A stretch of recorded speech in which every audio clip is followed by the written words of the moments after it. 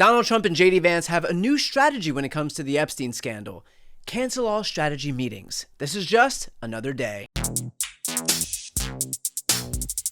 Ever since COVID, many Americans have found themselves feeling isolated by working from home.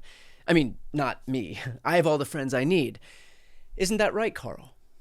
But apparently, even members of the administration find some post-work socialization to be beneficial. Vice President J.D. Vance will lead a discussion about the Jeffrey Epstein case with top officials from the Trump administration today. We're told the officials will debate whether to release the transcript of Deputy Attorney General Todd Blanche's conversation with Epstein accomplice Ghislaine Maxwell. Uh-oh, J.D. Vance getting together with everybody in one room?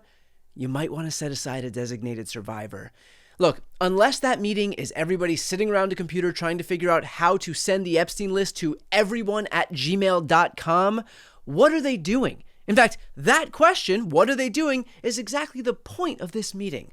But is this really happening? I mean, now that everyone knows it's happening? Mr. President, is Vice President Vance hosting a gathering this evening to talk about how to respond to the Epstein situation? I don't know. I could ask you that question. I don't know of it, but I think here's the man right here. I saw a report today, and it's completely fake news. We're not meeting to talk about the Epstein situation, and I think the reporter who reported it needs to get better sources.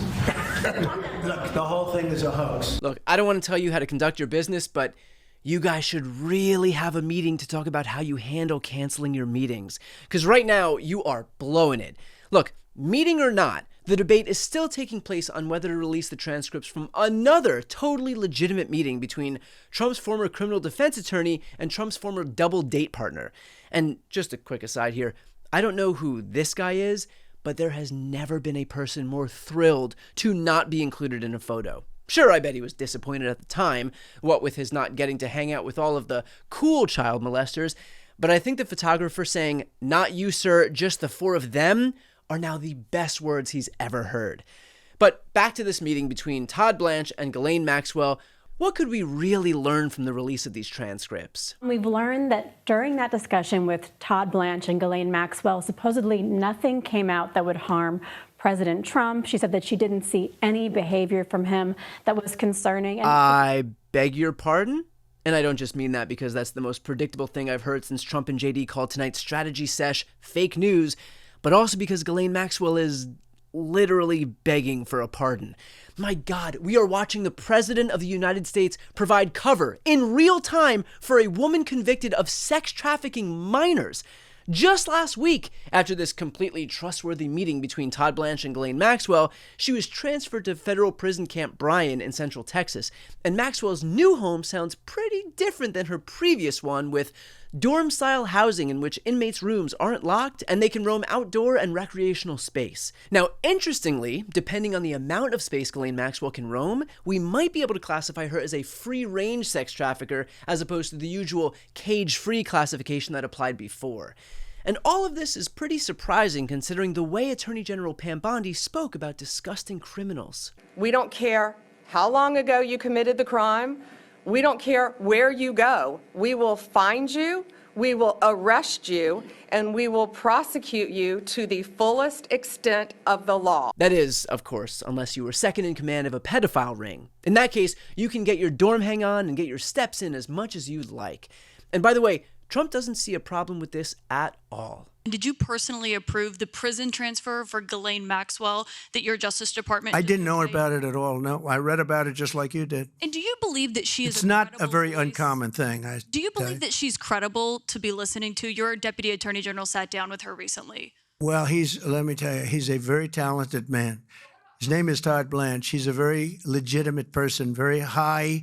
I just a very highly thought of person, respected by everybody. You know, I'm not sure I'd say that he was respected by everybody. Some people might say they have nothing but contempt and scorn for a lawyer who had a hand in any type of relaxed sentence for a sex trafficker of young women. But at least we can always rely on members of Congress to do the right thing. Right? And the Republican-led House Oversight Committee wants to speak with former President Bill Clinton and former Secretary of State Hillary Clinton. Lawmakers subpoenaed them and several other former officials who oversaw investigations into convicted sex offender Jeffrey Epstein. Guess what? That is a great idea. If anyone has information on Jeffrey Epstein, I think it should be put out there. So while Republicans in Congress haul Bill and Hillary up to Capitol Hill, just a thought, maybe they want to consider bringing the guy who practically wore a shirt that said, "I'm with Epstein." And one of the most disturbing pieces of this Epstein scandal, besides the actual horrific activity that went on, is not just the cover-up being waged by this administration, it's the fact that the very people involved in the cover-up got rich lambasting government officials for being involved in a cover-up. Who has Jeffrey Epstein's Black Book? Black Book? FBI. But who?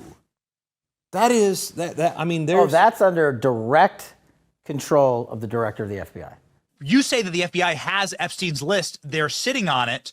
That doesn't seem like something you should do. You're protecting the world's foremost predator. That seems like an evil thing to do, regardless of who may be embarrassed in the release of that list. Why is the FBI protecting the greatest pederast, the largest scale pederast in human history? Simple, because of who's on that list. Before he became the director of the FBI, that was Kash Patel, whipping Americans into a frenzy over the government's cover-up of the Epstein list while wearing some sweet Kash Patel merch, which anyone can get their hands on by donating to the totally not scammy Fight with Kash charity. In their most recent tax filing, it turns out Kash's company spent more money on advertising and promotion than on charitable giving, which is such a hard pill to swallow.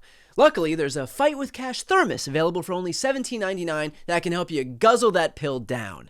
Kash Patel was such a knight in shining armor for people decrying a deep state cover-up of the Epstein files, even Glenn Beck got on board. Day number 1, Kash Patel walks in. By the end of the day, it will be released. Come on, Glenn, let's cut Kash some slack. Everybody knows how hard the first day on a job is. You gotta find your cubicle, figure out where the good snacks are, find a good place to bury your soul, knowing that you accumulated your wealth by scamming Americans into believing that they could trust you, but now you're betraying that trust by protecting a pedophile and the people who enabled him. Oh, and there's a happy hour at 5:30. But Kash wasn't the only man bold enough to profit off of this deep state cover-up of the Epstein files. Who can forget Dan Bongino, who, prior to being named deputy director of the FBI, made millions off of saying stuff like this? How the hell do you lose evidence in a case this big? I think I know. It's almost like you'd have to realize that the release of that evidence could implicate your boss, which would be terrible for your career as deputy director of the FBI, even though by taking that job you swore an oath to protect our country from all enemies, foreign and domestic. And last I checked, 1600 Pennsylvania Avenue was as domestic of an address as it gets. But maybe I'm just being cynical. I mean, evidence gets lost all the time, right? Is it lost? Was it lost, if you get what I mean? I don't know. I'm just telling you, I've never seen evidence. You know what I did see evidence lost? Seriously, sadly, during 9/11, our office was in 7 World Trade Center, the Secret Service office. 7 World Trade came down. I promise we lost a lot of evidence. That's the only time I've ever seen evidence lost. So 9/11 we never forget, but keeping a promise to the victims of a pedophile, easily forgotten. How much lower does it have to get? By not releasing the list, or raising hell for its lack of release, Kash Patel and Dan Bongino are showing you exactly who they are loyal to. Not the people who handed over millions of dollars to them, not the victims of Jeffrey Epstein and Ghislaine Maxwell. Nope, they are loyal to Donald Trump.